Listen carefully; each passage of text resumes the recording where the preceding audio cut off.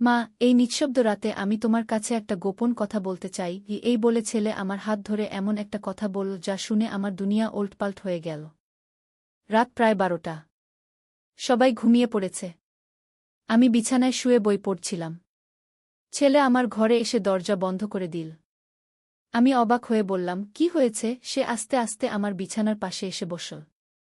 মা, আমি ঘুমাতে পারছি না। কি তার কণ্ঠে অদ্ভুত একটা আবেগ। আমি বই রেখে দিয়ে বললাম, কেন? কোনো চিন্তা আছে? সে আমার হাত ধরল। হ্যাঁ মা, একটা বড় চিন্তা। আমি প্রতি রাতে তোমার কথা ভাবি গু। আমি বুঝতে পারছিলাম না সে কি বলতে চাইছে। সে বলল, মা, আমি তোমাকে স্বপ্নে দেখি। কিন্তু সেই স্বপ্নে তুমি আমার মা নও, তুমি আমার প্রেমিকা। আমার শরীর শিউরে উঠল। আমি জানি এটা পাগলামি, কিন্তু আমি তোমার প্রেমে পড়েছি মা। তার চোখে অশ্রু এসে গেল। আমি চাই তুমি আমার স্ত্রী হও। আমি তোমাকে একজন পুরুষের মতো ভালোবাসতে চাই। রাতের নিস্তব্ধতায় তার কথাগুলো যেন গুলির মতো আমার কানে বাজছিল। সে আমার মুখের কাছে মুখ নিয়ে এসে বলল, মা, বলো তুমি কি বলবে?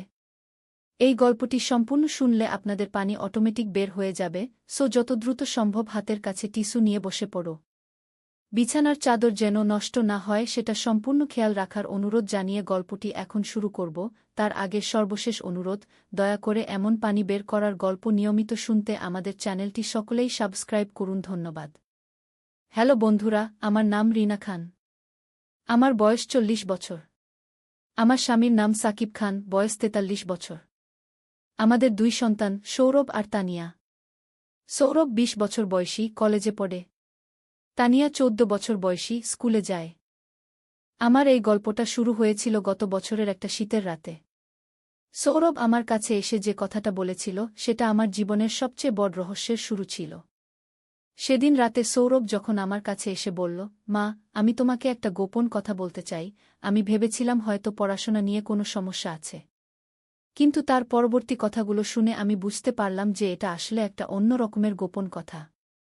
মা, আমি প্রতি রাতে একটা অদ্ভুত স্বপ্ন দেখি। স্বপ্নে দেখি যে আমাদের বাড়ির নিচে একটা গোপন রুম আছে।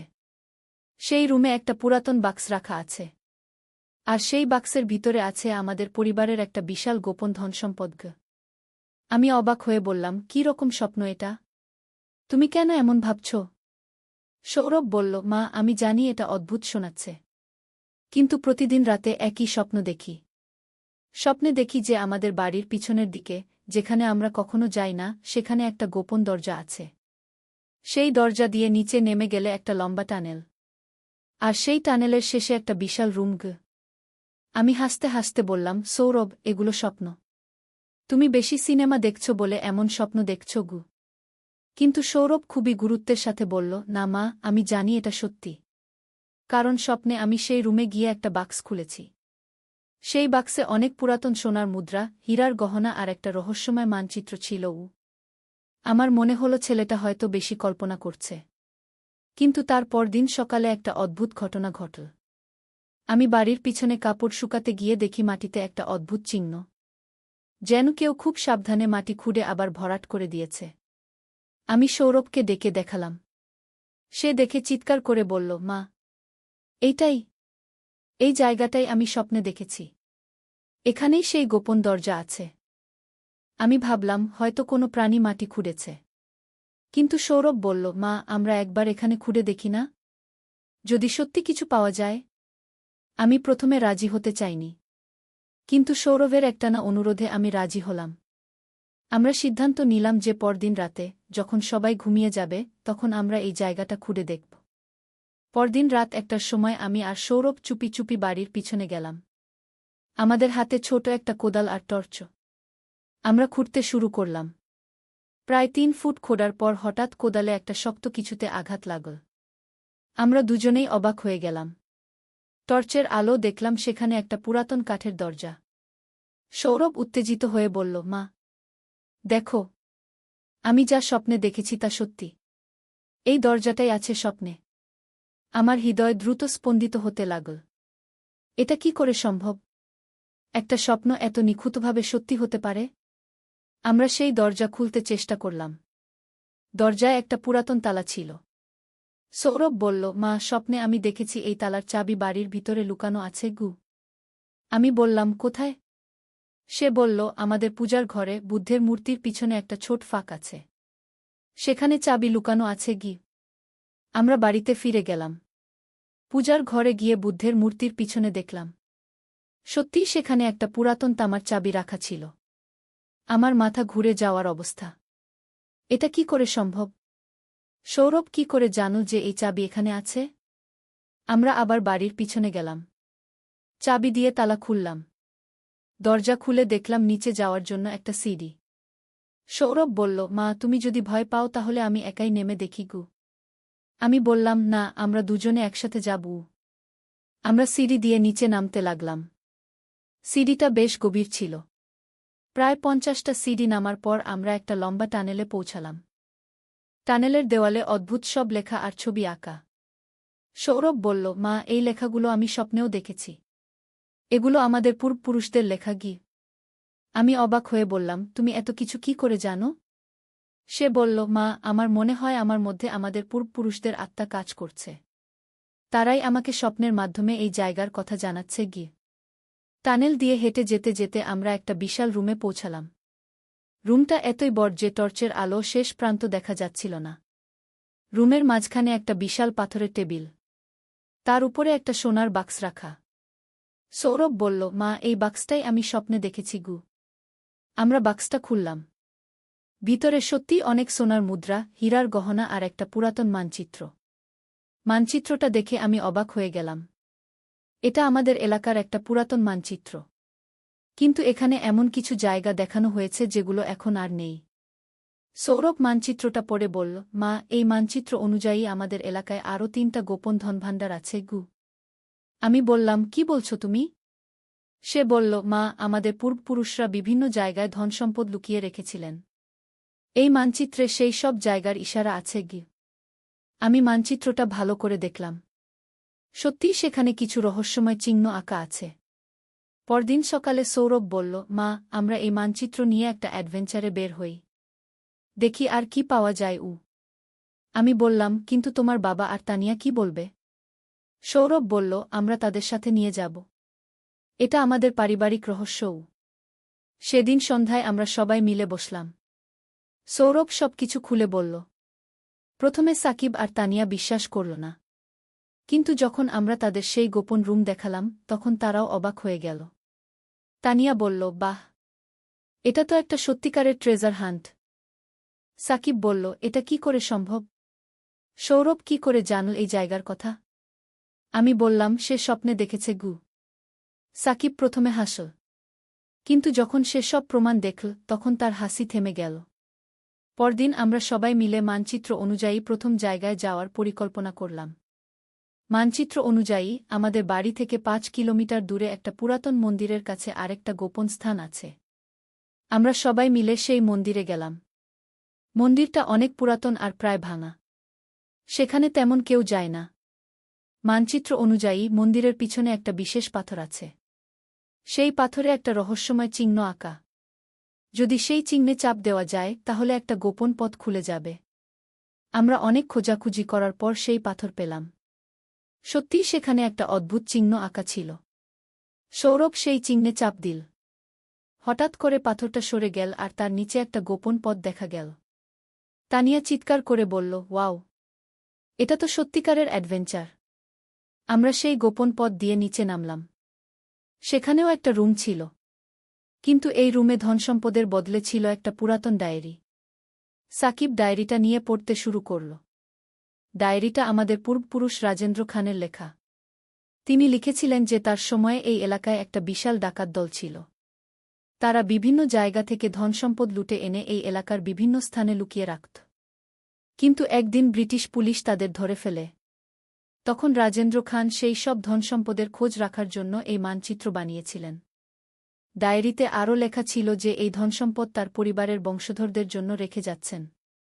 কিন্তু শর্ত হল, যে ব্যক্তি এই ধনসম্পদ খুঁজে বের করবে তাকে অবশ্যই পরিবারের সবার সাথে মিলে কাজ করতে হবে। আমরা পরবর্তী কয়েক সপ্তাহ ধরে মানচিত্র অনুযায়ী বিভিন্ন জায়গায় খোঁজাখুঁজি করলাম। প্রতিটা জায়গায় আমরা কিছু না কিছু পেয়েছিলাম। কখনো সোনার মুদ্রা, কখনো পুরাতন গহনা, কখনো রূপার থালাবাটি। কিন্তু সবচেয়ে বড় রহস্য ছিল, সৌরভ কি করে এই সব স্বপ্নে দেখতে পেল। আমরা একদিন এই বিষয়ে একজন জ্যোতিষীর কাছে গেলাম। জ্যোতিষী আমাদের সব কিছু শুনে বললেন, এটা খুবই বিরল একটা ব্যাপার। মাঝে মাঝে পূর্বপুরুষদের আত্মা তাদের বংশধরদের সাথে যোগাযোগ করে, বিশেষ করে যখন পরিবারে কোনো বিপদ আসে বা কোনো গুরুত্বপূর্ণ প্রয়োজন হয় গে। আমি জিজ্ঞেস করলাম, কিন্তু আমাদের তো কোনো বিপদ নেই গু। জ্যোতিষী বললেন, হয়তো ভবিষ্যতে কোনো বিপদ আসছে, আর আপনাদের পূর্বপুরুষরা আগে থেকেই সেই বিপদ মোকাবেলার জন্য এই ব্যবস্থা করে রেখেছেন গু। তার কথা শুনে আমার মনে হল যে আমাদের পরিবারে আরও অনেক রহস্য লুকিয়ে আছে। পরবর্তী দিনগুলোতে সৌরভ আরও অনেক স্বপ্ন দেখতে লাগল। কখনো সে স্বপ্নে দেখত যে আমাদের পরিবারের ইতিহাস, কখনো দেখত ভবিষ্যতের কোনো ঘটনা। একদিন সে আমার কাছে এসে বলল, মা, আমি স্বপ্নে দেখলাম যে আমাদের এলাকায় একটা বড় বিপদ আসছে। একটা অসৎ ব্যবসায়ী আমাদের এলাকার জমি দখল করতে চাইছে। সে আমাদের বাড়ি থেকে বের করে দিতে চায় গু। আমি বললাম, এটা কি করে সম্ভব? আমাদের বাড়ির সব কাগজপত্র তো ঠিক আছে গিউ। সৌরভ বলল, মা, স্বপ্নে আমি দেখেছি যে সে ভুয়া কাগজপত্র বানিয়ে আমাদের বিপদে ফেলবে। কিন্তু আমাদের পূর্বপুরুষরা এই বিপদের জন্য একটা সমাধানও রেখে গেছেন গু। আমি জিজ্ঞেস করলাম, কি সমাধান? সে বলল, আমাদের বাড়ির আসল কাগজপত্র লুকানো আছে সবচেয়ে নিরাপদ জায়গায়। সেই কাগজপত্রে প্রমাণ আছে যে এই পুরো এলাকা আমাদের পরিবারের গু। পরদিন সকালে সত্যিই একজন ব্যবসায়ী আমাদের বাড়িতে এসে বলল যে এই জমি তার। সে ভুয়া কাগজপত্র দেখিয়ে আমাদের বাড়ি ছেড়ে দিতে বলল। আমরা সবাই মিলে সৌরভের স্বপ্নের কথা মনে করলাম। সে বলেছিল যে আসল কাগজপত্র আমাদের বাড়ির গোপন রুমেই লুকানো আছে। আমরা আবার সেই গোপন রুমে গেলাম। এবার আরও ভালো করে খোঁজাখুঁজি করলাম। একটা দেওয়ালের পিছনে একটা ছোট তাক পেলাম। সেখানে একটা চামড়ার থলে রাখা ছিল। থলের ভিতর থেকে বের হল পুরাতন কিছু কাগজপত্র। সেগুলো পরে দেখলাম যে এই কাগজপত্রে প্রমাণ আছে যে আমাদের পরিবার এই এলাকার আসল মালিক। আমরা সেই কাগজপত্র নিয়ে আদালতে গেলাম। বিচারক সব কিছু পরীক্ষা করে বললেন যে আমাদের কাগজপত্রই সত্যি। সেই ব্যবসায়ীর কাগজপত্র ভুয়া। তাকে গ্রেফতার করা হল। কিন্তু আমাদের অ্যাডভেঞ্চার এখানেই শেষ হল না। সৌরভ আরও স্বপ্ন দেখতে লাগল। একদিন সে বলল, মা, আমি স্বপ্নে দেখেছি যে আমাদের এই ধনসম্পদ দিয়ে আমরা এলাকার গরিব মানুষদের সাহায্য করতে পারি। আমি বললাম, কী রকম সাহায্য? সে বলল, আমরা একটা স্কুল বানাতে পারি, একটা হাসপাতাল বানাতে পারি। যেসব বাচ্চারা পড়াশোনা করতে পারে না, তাদের পড়াশোনার ব্যবস্থা করতে পারি। তানিয়া খুশি হয়ে বলল, বাহ, এটা তো দারুণ আইডিয়া। সাকিব বলল, কিন্তু এত বড় কাজ করার জন্য আমাদের অনেক টাকা লাগবে গু। সৌরভ বলল, বাবা, আমি স্বপ্নে দেখেছি যে মানচিত্রে আরও 3টা জায়গা দেখানো হয়েছে। সেখানে আরও অনেক ধনসম্পদ আছে গু। আমরা সবাই মিলে মানচিত্রের দ্বিতীয় জায়গায় যাওয়ার পরিকল্পনা করলাম। সেটা ছিল আমাদের এলাকার একটা পুরাতন পুকুরের কাছে। পুকুরের পাড়ে একটা বিশাল গাছ ছিল। মানচিত্র অনুযায়ী সেই গাছের শিকড়ের নিচে কিছু লুকানো আছে। আমরা সেখানে খুঁড়তে শুরু করলাম। অনেক কষ্ট করে খোঁড়ার পর আমরা একটা পাথরের বাক্স পেলাম। সেই বাক্সে ছিল আরও অনেক সোনার অলংকার আর মূল্যবান পাথর। কিন্তু সবচেয়ে আশ্চর্যের ব্যাপার ছিল, সেই বাক্সে আরেকটা চিঠি ছিল। চিঠিটা আমাদের পূর্বপুরুষ রাজেন্দ্র খানের লেখা। চিঠিতে লেখা ছিল, যে ব্যক্তি এই ধনসম্পদ খুঁজে পাবে সে আমার যোগ্য বংশধর। কিন্তু মনে রাখবে, এই ধনসম্পদ শুধু নিজের জন্য ব্যবহার করবে না, এলাকার মানুষের মঙ্গলের জন্যও কাজে লাগাবে। আমরা সবাই মিলে সিদ্ধান্ত নিলাম যে আমরা এই ধনসম্পদ দিয়ে এলাকার মানুষদের উপকার করব। প্রথমেই আমরা একটা ছোট স্কুল বানালাম। যেসব বাচ্চারা স্কুলে যেতে পারে না, তাদের জন্য বিনামূল্যে পড়াশোনার ব্যবস্থা করলাম। তারপর আমরা একটা ছোট চিকিৎসা কেন্দ্র বানালাম, যেখানে গরিব মানুষরা বিনামূল্যে চিকিৎসা পেতে পারে। কিন্তু আমাদের অ্যাডভেঞ্চার এখানেই শেষ হল না। মানচিত্রে আরও 2টো জায়গা বাকি ছিল। তৃতীয় জায়গা ছিল এলাকার একটা পুরাতন বাউডের মাঝখানে একটা ছোট দ্বীপে। সেই দ্বীপে যেতে হলে নৌকা লাগত। আমরা একটা নৌকা ভাড়া করে সেই দ্বীপে গেলাম। দ্বীপটা খুবই ছোট, কিন্তু সেখানে একটা পুরাতন মন্দিরের ধ্বংসাবশেষ ছিল। মানচিত্র অনুযায়ী সেই মন্দিরের গর্ভগৃহে কিছু লুকানো আছে। আমরা সেখানে খুঁড়তে শুরু করলাম। এবার আমরা পেলাম একটা বিশাল তামার বাক্স। সেই বাক্সে ছিল অনেক মূল্যবান রত্ন আর একটা বিশেষ চাবি। সেই চাবির সাথে একটা কাগজ ছিল। কাগজে লেখা ছিল যে এই চাবি দিয়ে চতুর্থ আর শেষ ধনভাণ্ডার খোলা যাবে।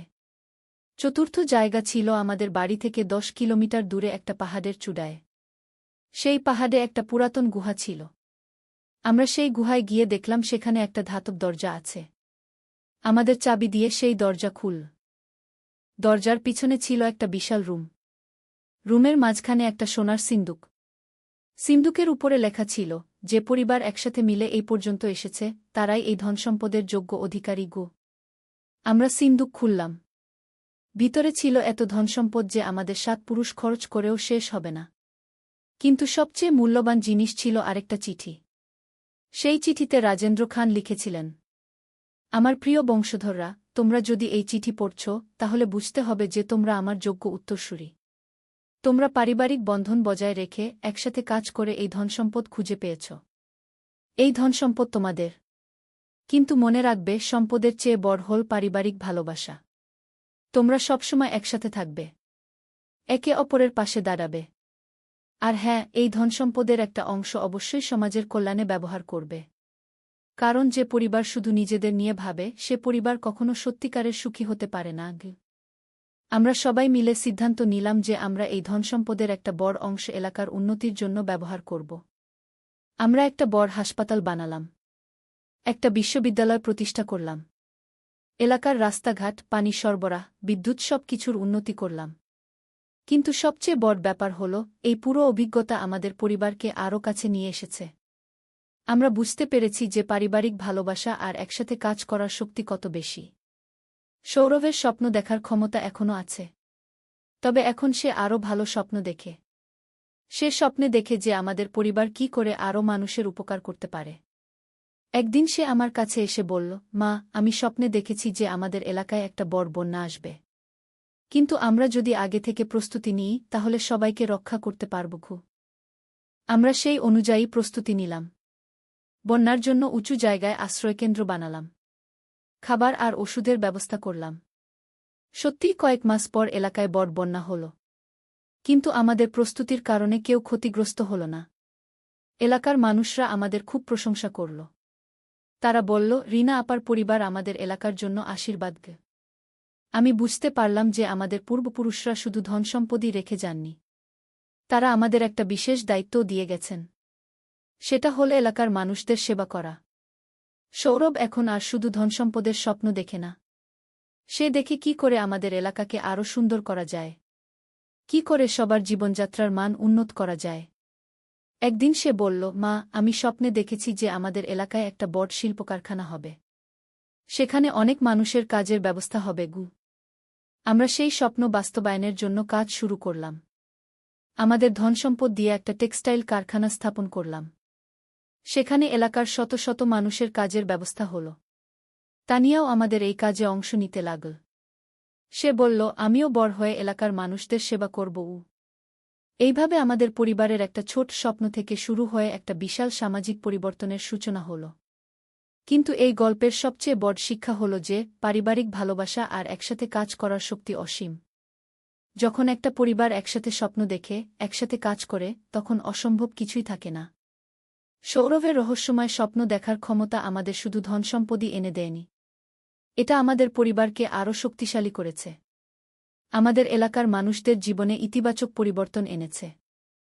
আজও সৌরভ মাঝে মাঝে স্বপ্ন দেখে, কিন্তু এখন সেই স্বপ্নগুলো আরও সুন্দর। সে দেখে কি করে আমরা আরও মানুষের সেবা করতে পারি, কি করে আমাদের এলাকাকে একটা আদর্শ এলাকা হিসেবে গড়ে তুলতে পারি। আমার মনে হয় আমাদের পূর্বপুরুষদের আশীর্বাদ আমাদের উপর আছে, তাদের আত্মা আমাদের সাথে আছে। তারা চান যে আমরা একটা ভালো পরিবার হিসেবে, ভালো মানুষ হিসেবে বেঁচে থাকি। এই গল্পের মাধ্যমে আমি সবাইকে বলতে চাই যে পরিবার হলো আমাদের জীবনের সবচেয়ে বড় সম্পদ। পারিবারিক ভালোবাসা আর একসাথে থাকার শক্তি দিয়ে আমরা যে কোনো বাধা অতিক্রম করতে পারি। আর সবচেয়ে বড় কথা হল, যখন আমরা অন্যদের সেবা করি তখন আমাদের নিজেদের জীবনও আরও সুন্দর হয়ে ওঠে। আমাদের পরিবারের এই রহস্যময় অভিজ্ঞতা আমাদের শিখিয়েছে যে জীবনের সত্যিকারের সুখ লুকিয়ে আছে অন্যদের খুশি করার মধ্যে। সৌরভ এখন কলেজ শেষ করে বিজনেস স্টাডিজ নিয়ে পড়াশোনা করছে। তার স্বপ্ন হল আরও বড় আকারে সামাজিক কাজ করা। তানিয়া বলে যে সেও বড় হয়ে ডাক্তার হবে আর গরিব মানুষদের সেবা করবে। সাকিব আমাদের সব প্রকল্পের দেখাশোনা করে। সে বলে, আমি আমার জীবনে এত সুখী আর গর্বিত কখনো অনুভব করিনি গিয়ে। আর আমি প্রতিদিন আমাদের পূর্বপুরুষদের কাছে কৃতজ্ঞতা জানাই। তারা আমাদের শুধু ধনসম্পদই দেননি। তারা আমাদের জীবনের সত্যিকারের অর্থ খুঁজে পেতে সাহায্য করেছেন। আজও মাঝে মাঝে আমার মনে হয় যে আমাদের বাড়িতে আমাদের পূর্বপুরুষদের আত্মা বিরাজ করে। তারা আমাদের পথ দেখান, আমাদের সঠিক সিদ্ধান্ত নিতে সাহায্য করেন। এই গল্পটা বলার উদ্দেশ্য হল সবাইকে বোঝানো যে পরিবার আর পারিবারিক ভালোবাসার শক্তি অপরিসীম। যখন একটা পরিবার একসাথে থাকে, একসাথে স্বপ্ন দেখে, তখন কোনো অসম্ভব কিছুই থাকে না। আর সবচেয়ে বড় কথা হল, সম্পদ তখনই সত্যিকারের সম্পদ হয় যখন সেটা অন্যদের কাজে আসে। আমাদের পূর্বপুরুষরা এই শিক্ষাই আমাদের দিয়ে গেছেন। আজও আমাদের পরিবারের সবাই মিলে প্রতিদিন পরিকল্পনা করি কী করে আমরা আরও মানুষের উপকার করতে পারি। আমাদের স্বপ্ন হল আমাদের এলাকাকে দেশের সেরা এলাকা হিসেবে গড়ে তোলা। এই গল্প থেকে সবাই যে শিক্ষা নিতে পারেন তা হল, পরিবারের সাথে থাকুন, পরিবারের সবার মতামত শুনুন, একসাথে স্বপ্ন দেখুন, একসাথে কাজ করুন, আর যা কিছু ভালো পান সেটা অন্যদের সাথেও ভাগ করে নিন।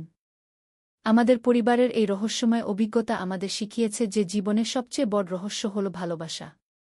আর সবচেয়ে বড় অ্যাডভেঞ্চার হল একসাথে মিলে ভালো কাজ করা। পরিশেষে বলি, আমাদের পরিবারের এই গল্প যদি আপনাদের ভালো লেগে থাকে, তাহলে আপনারাও আপনাদের পরিবারের সাথে বেশি সময় কাটান। পরিবারের সবার সাথে মিলে স্বপ্ন দেখুন, একসাথে কাজ করুন। দেখবেন জীবন কত সুন্দর হয়ে ওঠে। নূরের পথে একটি ইসলামিক গল্প। প্রথম অধ্যায়, অন্ধকারের মাঝে আলো।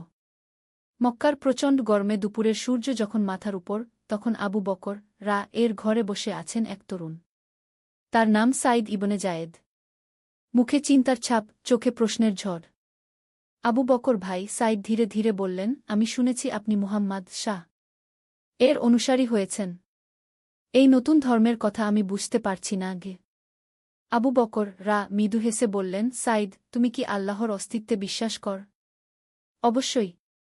কিন্তু এই পাথরের মূর্তিগুলোও তো আল্লাহর প্রতিনিধি গ। তাহলে এসো আমি তোমাকে একটি গল্প বলি গ।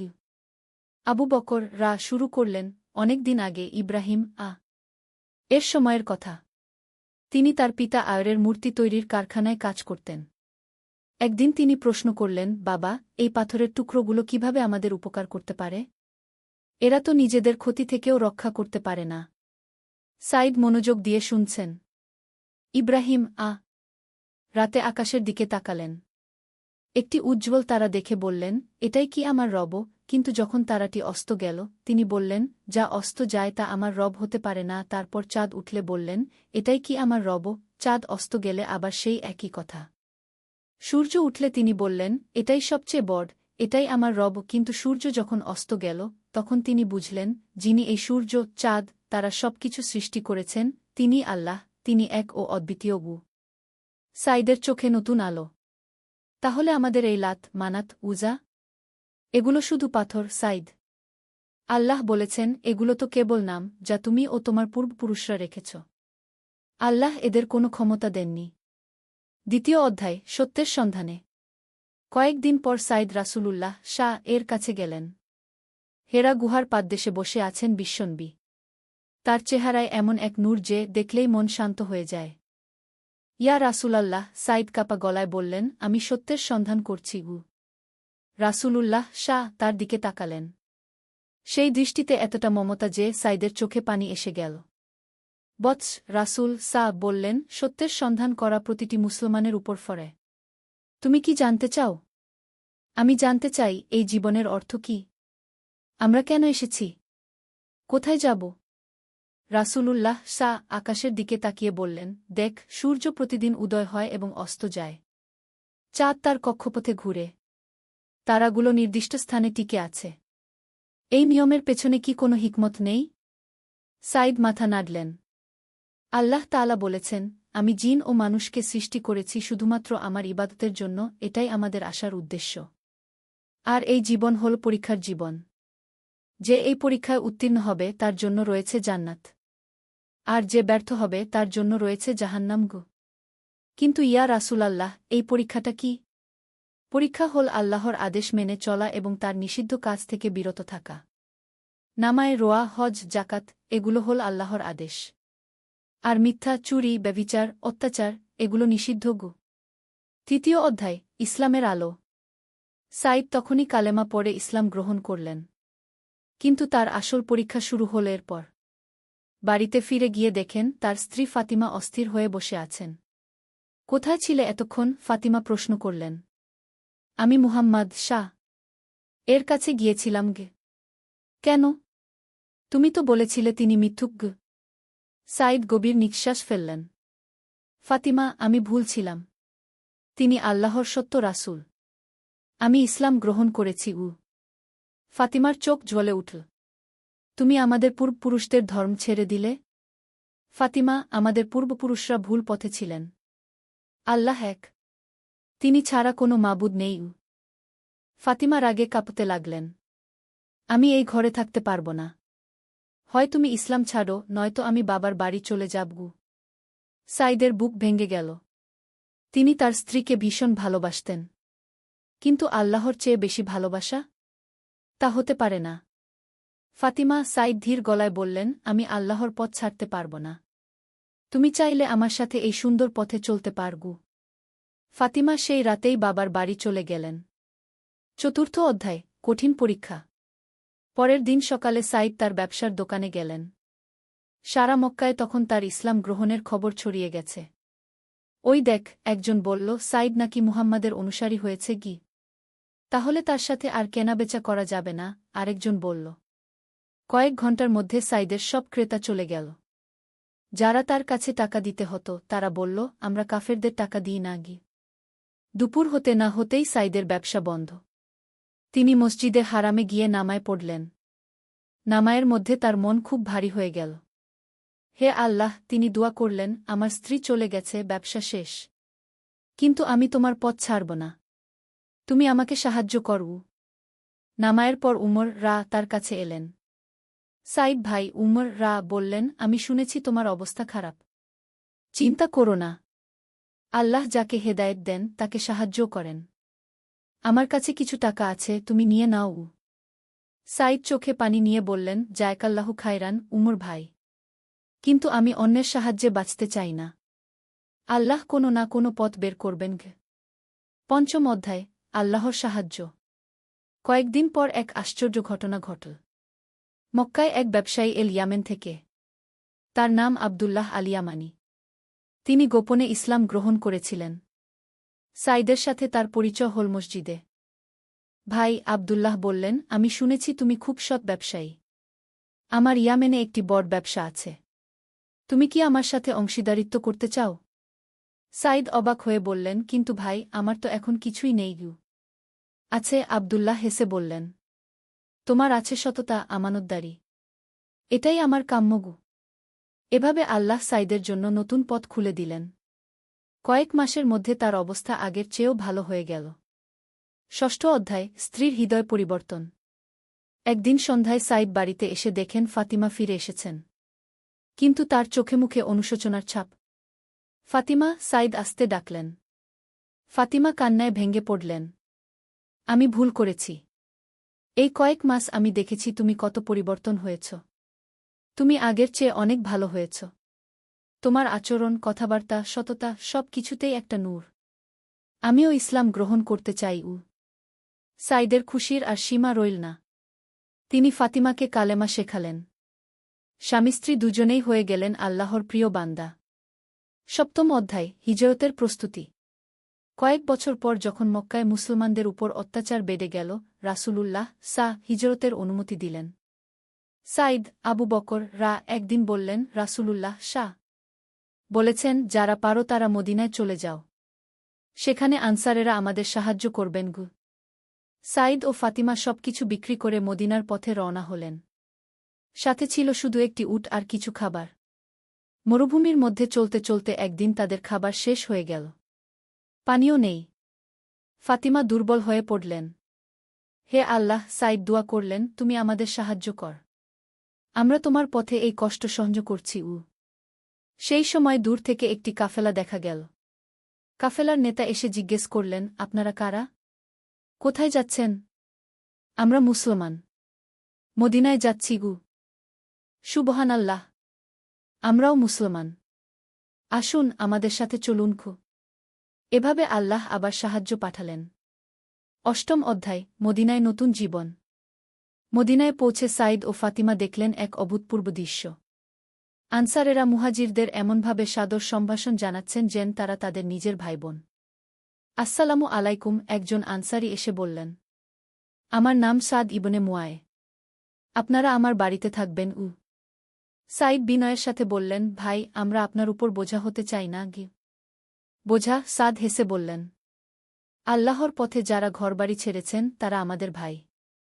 আপনারা না থাকলে আমার ঘর শূন্য গু। এভাবে সাইদ ও ফাতিমা মদিনায় নতুন জীবন শুরু করলেন। সাইদ মসজিদে নব্বীতে নিয়মিত নামায় পড়তেন, কুরআন শিখতেন। নবম অধ্যায়, বদরের যুদ্ধ। হিজরতের দ্বিতীয় বছর যখন বদরের যুদ্ধ হল, সাইদও যোগ দিলেন। রাসূলুল্লাহ মুসলমানদের সম্বোধন করে বললেন, হে আল্লাহর বান্দারা! আমরা সংখ্যায় কম, কিন্তু আমাদের সাথে আছেন আল্লাহ। যারা আজ এই যুদ্ধে শহীদ হবেন তারা সরাসরি জান্নাতে যাবেন গু। যুদ্ধের দিন সাইদ দেখলেন আল্লাহ কিভাবে মুসলমানদের সাহায্য করেন। মাত্র ৩ জন মুসলমান, আর মক্কার কাফেরদের সংখ্যা ১,০০০। কিন্তু আল্লাহর সাহায্যে মুসলমানেরা জিতে গেল। সুবহানাল্লাহ, সাইদ বলল। এটা তো আল্লাহর মুজিজা গু। যুদ্ধ শেষে রাসূলুল্লাহ বললেন, আজ তোমরা দেখলে যারা আল্লাহর উপর ভরসা করে আল্লাহ তাদের সাহায্য করেন গু। দশম অধ্যায়, ইবাদতের মাধুর্য। মদিনার শান্ত পরিবেশে সাইদ ইসলামের প্রকৃত সৌন্দর্য অনুভব করতে লাগলেন। ৫ ওয়াক্ত নামায়, রমায়ান মাসের রোয়া, প্রতি বছর জাকাত, এসব ইবাদতের মাধ্যমে তার আত্মা পরিশুদ্ধ হতে লাগল। একদিন ফজরের নামায়ের পর সাইদ ফাতিমাকে বললেন, ফাতিমা, আমার মনে হয় আমি আগে কখনো সত্যিকারের জীবন যাপন করিনি গিয়ে। কেন? ফাতিমা জিজ্ঞেস করলেন। ইসলামের আগে আমার জীবনটা ছিল একটা নৌকার মতো যার কোনো হাল নেই। যেদিকে বাতাস সেদিকেই যেত। কিন্তু এখন আমার জীবনের একটা উদ্দেশ্য আছে, একটা লক্ষ্য আছে। আমি জানি আমি কেন বেঁচে আছি উ। ফাতিমা মাথা নেড়ে বললেন, হ্যাঁ, আমিও একই অনুভব করি। আগে আমি ভাবতাম জীবন মানে শুধু খাওয়া, পড়া, ঘুমানো। এখন বুঝি যে আসল জীবন হল আল্লাহর সন্তুষ্টি অর্জন করা গি। একাদশ অধ্যায়, কুরআনের গান। সাইদ নিয়মিত হাফেজ জায়েদ ইবনে সাবিত এর কাছে কুরআন শিখতে যেতেন। একদিন তিনি সূরা বাকারার একটি আয়াত পড়লেন।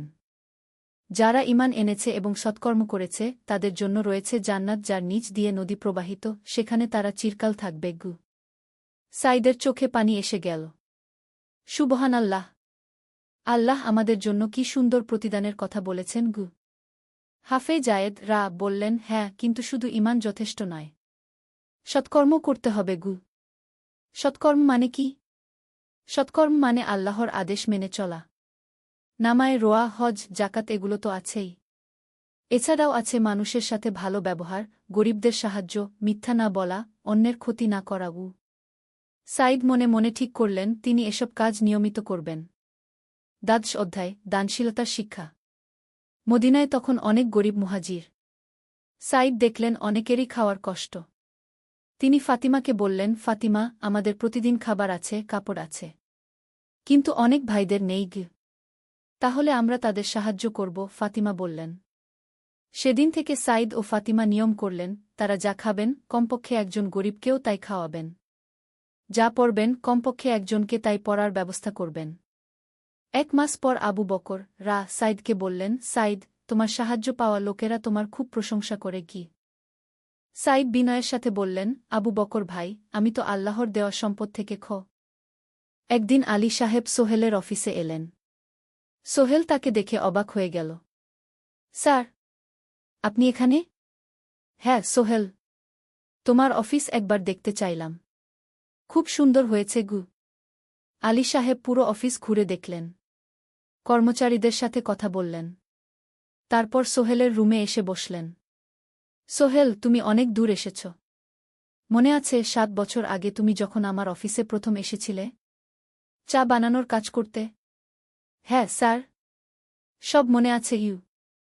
আমি গর্বিত যে আমি তোমাকে একটা সুযোগ দিয়েছিলাম। আর তুমি সেই সুযোগকে কাজে লাগিয়েছ। জানো সফলতার মূল সূত্র কি? কি স্যার? কঠোর পরিশ্রম, সততা আর হাল না ছাড়া। তোমার মধ্যে এই 3টা গুণই আছে গু। সোহেল চোখে জল নিয়ে বলল, আপনি না থাকলে আজ আমি এখানে পৌঁছাতে পারতাম না স্যার। না সোহেল, আমি শুধু একটা দরজা খুলে দিয়েছিলাম। ভেতরে ঢুকে পথ তৈরি করেছ তুমি নিজে গু। আলী সাহেব চলে যাওয়ার আগে বললেন, আমার একটা বড় প্রজেক্ট আছে। একটা 20 ফ্লোর বিজনেস টাওয়ার। আমি চাই তুমি এই প্রজেক্টে আমার সাথে পার্টনার হও। 50-50। রাজি? সোহেল অবাক হয়ে গেল। এত বড় প্রজেক্ট? স্যার, আমার কি যথেষ্ট সামর্থ্য আছে? আছে। আমি বিশ্বাস করি। সোহেল রাজি হয়ে গেল। এটা তার জীবনের সবচেয়ে বড় প্রজেক্ট হবে। 50 অধ্যায়, বড় চ্যালেঞ্জ। 20 ফ্লোর বিজনেস টাওয়ারের কাজ শুরু হল। এটা সোহেলের জীবনের সবচেয়ে বড় চ্যালেঞ্জ। প্রজেক্টের বাজেট প্রায় 10 করোড় টাকা। সোহেলকে 5 করোড় টাকা ইনভেস্ট করতে হবে। সোহেল তার সব সঞ্চয়ে, ব্যাংক লোন আর কিছু ইনভেস্টর থেকে টাকা জোগাড় করল। এটা একটা বিশাল ঝুঁকি। যদি প্রজেক্ট ব্যর্থ হয়, সব শেষ। মিনা চিন্তিত ছিল। সোহেল, এত বড় ঝুঁকি নেওয়া ঠিক হবে? মিনা, জীবনে বড় কিছু করতে হলে ঝুঁকি নিতে হয়। আমি এই সুযোগ হাতছাড়া করতে চাই না গিয়ে। কিন্তু যদি কিছু ভুল হয়? ভুল হবে না। আমি আলী সাহেবের সাথে আছি। উনি আমাকে গাইড করবেন। প্রজেক্ট শুরু হল। প্রথম 6 মাস সব ভালোই চলছিল। কাজ সময়মতো হচ্ছে, বাজেট ঠিক আছে। কিন্তু 7 মাসের মাথায় একটা বড় সমস্যা দেখা দিল। একজন প্রধান ইনভেস্টর হঠাৎ তার টাকা ফেরত চাইলেন। তিনি অন্য একটা জরুরি কাজে টাকা লাগবে বলে জানালেন। 1 করোড় টাকা ফেরত দিতে হবে। সোহেল বিপদে পড়ে গেল। 1 করোড় টাকা এখন কোথায় পাবে? প্রজেক্টের সব টাকা ঢেলে দিয়েছে। সে আলী সাহেবের সাথে কথা বলল। আলী সাহেব বললেন, চিন্তা করো না, আমি ব্যবস্থা করছি। কিন্তু আলী সাহেবও বড় একটা প্রজেক্টে আটকে আছেন। তার হাতে লিকুইড ক্যাশ নেই। সোহেল অন্য ব্যাংক থেকে লোন নেওয়ার চেষ্টা করল। কিন্তু ব্যাংক বলল, ইতিমধ্যে তার অনেক লোন আছে, নতুন লোন দিতে পারবে না। সোহেল রাতে ঘুমাতে পারছিল না। খাওয়া দাওয়া বন্ধ করে দিয়েছিল। মিনা তাকে দেখে খুব চিন্তিত হয়ে গেল। সোহেল, প্লিজ নিজেকে এভাবে শেষ করে ফেলো না। কোনো একটা রাস্তা বের হবেই কি। কিন্তু সোহেল কোনো রাস্তা দেখতে পাচ্ছিল না। ইনভেস্টর 15 দিন সময় দিয়েছে। 15 দিনের মধ্যে টাকা ফেরত না দিলে তিনি আইনি ব্যবস্থা নেবেন। 10 দিন কেটে গেল। সোহেল কোনো সমাধান খুঁজে পেল না। সে প্রায় হাল ছেড়ে দিয়েছিল।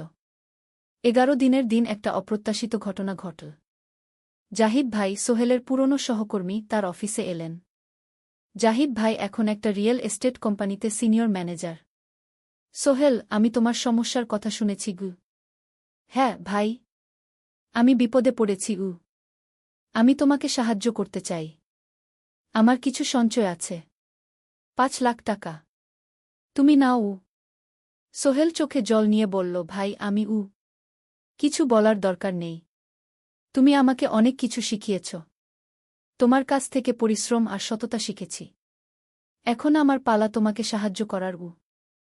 জাহিদ ভাই চলে যাওয়ার পর আরও 2 জন এলো। একজন সোহেলের পুরনো ক্লায়েন্ট, আরেকজন তার কর্মচারী। 2 জন মিলে আরও 8 লাখ টাকা দিল। করিম মামা 20 লাখ টাকা ব্যবস্থা করলেন।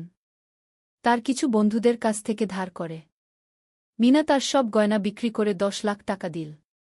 সবাই মিলে প্রায় 45 লাখ টাকা জোগাড় হল।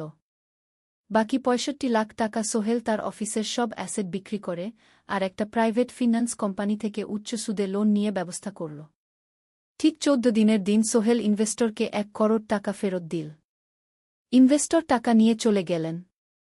সোহেল তার অফিসে ফিরে এসে চেয়ারে বসে কাঁদল। এত চাপ, এত টেনশন, সব যেন একসাথে বের হয়ে এলো। মিনা এসে তাকে জড়িয়ে ধরল। আমরা পেরেছি সোহেল, আমরা পেরেছি গু। 16 অধ্যায়, পুনরুদ্ধার। এই ঘটনার পর সোহেল আরও সাবধান হয়ে গেল। সে বুঝল, ব্যবসায় শুধু সাহস নয়, বুদ্ধিও লাগে। ঝুঁকি নিতে হয়, কিন্তু হিসাব করে। প্রজেক্ট চলতে থাকল। এবার সোহেল আরও সতর্কতার সাথে সবকিছু পরিচালনা করল। প্রতিটা খরচ হিসাব করল, প্রতিটা সিদ্ধান্ত ভেবেচিন্তে নিল। আরও 1 বছর পর 20 ফ্লোর বিজনেস টাওয়ার সম্পন্ন হল। চমৎকার বিল্ডিং, শহরের অন্যতম সুন্দর ভবন। বিল্ডিংয়ের উদ্বোধন অনুষ্ঠানে শহরের মেয়র এলেন। অনেক ব্যবসায়ী, সাংবাদিক এল। সোহেলের নাম পত্রিকায় ছাপা হল। স্বপ্নের শহরে এক তরুণ উদ্যোক্তার সফলতার গল্প। প্রজেক্ট থেকে সোহেলের লাভ হল প্রায় 2 করোড় টাকা। এই টাকা দিয়ে সে সব ঋণ শোধ করল। জাহিদ ভাইয়ের টাকা ফেরত দিল। করিম মামার ঋণ শোধ করল। যারা সাহায্য করেছিল সবাইকে টাকা ফেরত দিল। মিনার জন্য নতুন গয়না কিন, আরও সুন্দর। তার মাকে গ্রামে একটা নতুন পাকা বাড়ি বানিয়ে দিল। মা কাঁদতে কাঁদতে বললেন, তোর বাবা বেঁচে থাকলে কত খুশি হতো। তুই আমার সব স্বপ্ন পূরণ করেছিস। সোহেল নিজেদের জন্য একটা ফ্ল্যাট কিন, 4 রুমের ফ্ল্যাট, সমুদ্রের কাছে। এখন আর ভাড়া বাড়িতে থাকতে হয় না। 7ম অধ্যায়, প্রতিদান। সোহেল এখন একজন প্রতিষ্ঠিত উদ্যোক্তা। কিন্তু সে তার শেখ ভোলেনি। যে গ্রাম থেকে সে এসেছে, যারা তাকে সাহায্য করেছে, কাউকেই ভোলেনি। সে তার গ্রামে একটা স্কুল বানিয়ে দিল। সোহেল ফাউন্ডেশন স্কুল কু গরিব ছেলেমেয়েরা ফ্রিতে পড়তে পারবে। ভালো শিক্ষক নিযোগ দিল। ভালো পড়াশোনার ব্যবস্থা করল। শহরে একটা ফ্রি মেডিকেল ক্লিনিক খুল। গরিব মানুষরা ফ্রিতে চিকিৎসা পাবে। প্রতি বছর 10 জন মেধাবী কিন্তু গরিব ছাত্রছাত্রীকে স্কলারশিপ দেওয়া শুরু করল। তারা বিনামূল্যে পড়াশোনা করতে পারবে। একদিন একটা টিভি চ্যানেল সোহেলের ইন্টারভিউ নিতে এল। আপনার সফলতার গোপন সূত্র কি? সোহেল একটু ভেবে বলল, কঠোর পরিশ্রম, সততা আর হাল না ছাড়া। এই 3টা জিনিস যদি কারো মধ্যে থাকে, সে যে কোনো কিছু অর্জন করতে পারে। আর সবচেয়ে বড় কথা, যারা আমাকে সাহায্য করেছে তাদের ছাড়া আমি কিছুই না। একা কেউ সফল হতে পারে না। আপনার পরবর্তী স্বপ্ন কি? আমি চাই আরও মানুষকে সাহায্য করতে। আমার মতো যারা গ্রাম থেকে শহরে আসে তাদের জন্য একটা ট্রেনিং সেন্টার খুলব। তারা সেখানে বিভিন্ন স্কিল শিখতে পারবে, চাকরি পাবে, নিজের পায়ে দাঁড়াতে পারবে। 8ম অধ্যায়, নতুন প্রজন্ম। আরও 5 বছর কেটে গেল। সোহেল এখন 45 বছরের। তার মেয়ে সারা এখন 9 বছরের। স্কুলে ক্লাস 4-এ পড়ে। খুব মেধাবী মেয়ে। একদিন সারা বাবাকে জিজ্ঞেস করল, বাবা, তুমি কিভাবে এত বড় হলে? আমার বন্ধুরা বলে তুমি একজন সফল মানুষ গো। সোহেল তাকে কোলে নিয়ে বসল। বাবা, তুমি জানো, তোমার দাদু ছিলেন একজন স্কুল শিক্ষক। খুব সৎ মানুষ। কিন্তু আমরা গরিব ছিলাম। আমি রিকশা চালাতাম। রিকশা? সত্যি? হ্যাঁ। তারপর আমি এই শহরে এলাম। অনেক কষ্ট করেছি। কিন্তু হাল ছাড়িনি। মানুষ আমাকে সাহায্য করেছে। আর আমি কঠোর পরিশ্রম করেছি। বাবা, আমিও কি তোমার মতো হতে পারব? অবশ্যই পারবে বাবা। তবে মনে রেখো, সফলতা মানে শুধু টাকা পয়সা না। সফলতা মানে ভালো মানুষ হওয়া, অন্যদের সাহায্য করা, সৎ থাকা। সারা মাথা নাডল। আমি ভালো মানুষ হব বাবা। সোহেল তার মেয়েকে জড়িয়ে ধরল। মনে মনে ভাবল, তার জীবনের সব কষ্ট সার্থক হয়েছে। মিনা রান্নাঘর থেকে ডাকল, খাবার তৈরি। এসো। সোহেল সারাকে নিয়ে ডাইনিং টেবিলে গেল। ঋতু এসেছে। সে এখন বিয়ে করেছে, তার একটা ছেলে হয়েছে। সোহেলের মা মাঝে মাঝে চট্টগ্রামে বেড়াতে আসেন। আজও এসেছেন। সবাই মিলে খেতে বসল। হাসিগল্পে ভরা পরিবার। সোহেল তাকাল তার মায়ের দিকে, মিনার দিকে, সারার দিকে, ঋতুর দিকে। মনে হল, জীবনে আর কি চাই? খাওয়া শেষে সবাই বসে রইল। গল্প করছিল। হঠাৎ সোহেলের ফোন বাজল। অফিস থেকে। একটা জরুরি বিষয়। সোহেল ফোন রেখে দিয়ে মিনাকে বলল, একটা নতুন প্রজেক্টের প্রস্তাব এসেছে। একটা এতিমখানা বানানোর কাজ। সরকারি প্রজেক্ট। তুমি নেবে? অবশ্যই। এটা আমার স্বপ্নের প্রজেক্ট। যেসব বাচ্চাদের বাবা মা নেই, তাদের জন্য একটা সুন্দর জায়গা। মিনা হাসল। তুমি কখনো বদলাও না। এখনো অন্যদের কথা ভাবো। এটাই তো জীবন মিনা। শুধু নিজের জন্য বাঁচলে কি হবে? 19 অধ্যায়, উত্তরাধিকার। 10 বছর আরও কেটে গেল। সোহেল এখন 55 বছরের। তার চুলে পাক ধরেছে। কিন্তু শক্তি এখনো আগের মতোই। সারা এখন ১৯ বছরের। সে বিশ্ববিদ্যালয়ে ইঞ্জিনিয়ারিং পড়ছে। সে চায় বাবার মতো কনস্ট্রাকশন ইন্ডাস্ট্রিতে কাজ করতে। একদিন সারা বাবাকে বলল, বাবা, আমি তোমার কোম্পানিতে কাজ করতে চাই। এখনও তো তোর পড়াশোনা বাকি। জানি, কিন্তু আমি এখন থেকেই শিখতে চাই। ছুটির দিনে তোমার সাথে সাইটে যেতে চাই। দেখতে চাই কিভাবে কাজ হয়। সোহেল খুশি হয়ে গেল। তার মেয়ে তার পথ অনুসরণ করতে চায়। ঠিক আছে, কিন্তু শর্ত হল তোকে সবকিছু নিজ থেকে শিখতে হবে। কোনো স্পেশাল ট্রিটমেন্ট পাবি না। আমি তো তাই চাই, বাবাগু। সারা তার বাবার সাথে কাজ শিখতে শুরু করল। সে দেখল কিভাবে শ্রমিকরা কাজ করে, কিভাবে ম্যাটেরিয়াল বাছাই করতে হয়, কিভাবে একটা প্রজেক্ট ম্যানেজ করতে হয়। সোহেল তাকে কোনো সহজ পথ দিল না। সারাকেও সবার মতো কষ্ট করতে হল। সাইটে রোদে দাঁড়িয়ে থাকতে হল। শ্রমিকদের সাথে কথা বলতে হল। কিন্তু সারা হাল ছাড়ল না। সে তার বাবার মেয়ে। পরিশ্রম করতে জানে। ৩ বছর পর সারা গ্রাজুয়েট হল। সে সোহেলের কোম্পানিতে জুনিয়র প্রজেক্ট ম্যানেজার হিসেবে যোগ দিল। সোহেল ধীরে ধীরে সারাকে বড় দায়িত্ব দিতে শুরু করল। সারা তার বাবার মতোই সৎ, পরিশ্রমী। ২০ অধ্যায়, সমাপ্তি নয়, নতুন শুরু। আরও ৫ বছর পর সোহেল এখন ৬০ বছরের। সে সিদ্ধান্ত নিল, এবার অবসর নেওয়ার সময় এসেছে। কোম্পানির দায়িত্ব সারাকে দেবে। একটা অনুষ্ঠান করা হল। সোহেল আনুষ্ঠানিকভাবে কোম্পানির চেয়ারম্যান পদ থেকে অবসর নিল। সারা হল নতুন ম্যানেজিং ডিরেক্টর। সোহেল তার বক্তব্যে বলল, আমি যখন এই শহরে এসেছিলাম আমার পকেটে ছিল মাত্র ৫,০০০ টাকা। একটা ছোট্ট ব্যাগ। আর অনেক স্বপ্ন। আজ ৪০ বছর পর আমি পেছনে ফিরে তাকাই, দেখি একটা দীর্ঘ পথ। সেই পথে অনেক কষ্ট ছিল, অনেক বাধা ছিল। কিন্তু ছিল অনেক ভালোবাসাও। অনেক মানুষের সাহায্যও। আমি বিশ্বাস করি সফলতা একা আসে না। এটা আসে অনেক মানুষের সমর্থন, ভালোবাসা আর বিশ্বাস নিয়ে। আমি যা কিছু অর্জন করেছি তা আমার একার না। এটা আমার পরিবারের, আমার কর্মচারীদের, আমার বন্ধুদের, সবার। আজ আমি আমার মেয়ে সারার হাতে এই দায়িত্ব তুলে দিচ্ছি। আমি জানি সে আমার চেয়ে ভালো করবে। কারণ সে শিখেছে আমার ভুল থেকে, আমার অভিজ্ঞতা থেকে। অনুষ্ঠান শেষ হল। সবাই চলে গেল। সোহেল আর মিনা অফিসে একা দাঁড়িয়ে রইল। মিনা, মনে আছে আমরা প্রথম কখন দেখা হয়েছিলাম? হ্যাঁ, তোমার সেই ছোট্ট মুদি দোকানে। তুমি বিস্কুট কিনতে এসেছিলে। কে ভেবেছিল সেই দিন থেকে আমাদের এই পর্যস্বপ্নের শহর। প্রথম অধ্যায়, যাত্রা শুরু। সকাল ৭টা বেজে গেছে। ঢাকার কমলাপুর রেলস্টেশনে মানুষের ভিড়। চারদিকে চা বিস্কুট বিক্রেতাদের চিৎকার, ট্রেনের হর্ন আর যাত্রীদের কোলাহল। এই বিশাল ভিড়ের মধ্যে একটা ছোট্ট ব্যাগ হাতে দাঁড়িয়ে আছে সোহেল। বয়স মাত্র ২২। গায়ের রং শ্যামলা, চোখে স্বপ্নের ঝিলিক। ভাইজা, চট্টগ্রামের টিকিট আছে? সোহেল টিকিট কাউন্টারের সামনে দাঁড়িয়ে জিজ্ঞেস করল। আছে। ৩০ টাকা। কাউন্টারের লোকটা উত্তর দিল। সোহেল তার পকেট থেকে টাকা বের করল।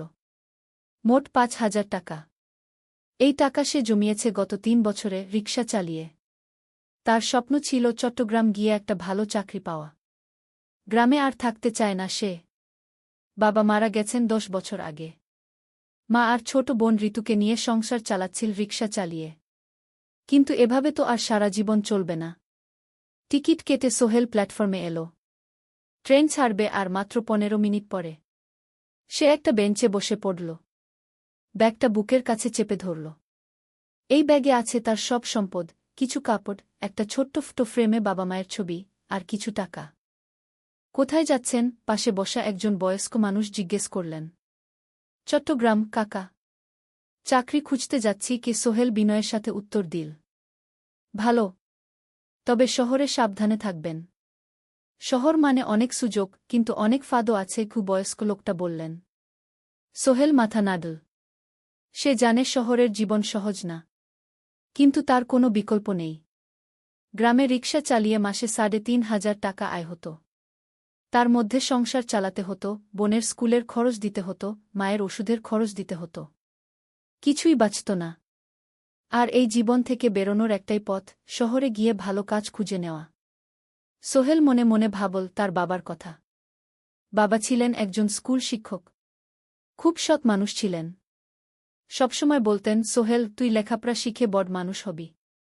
আমাদের পরিবারে আর কেউ বড় চাকরি করেনি, তুই করবি। কিন্তু বাবা যখন মারা গেলেন তখন সোহেল মাত্র এসএসসি পরীক্ষা দিয়েছে। ফলাফল ভালো হয়েছিল, জিপিএ অর্ধচতু। কিন্তু বাবার মৃত্যুর পর আর পড়া হল না। পরিবারের দায়িত্ব নিতে হল।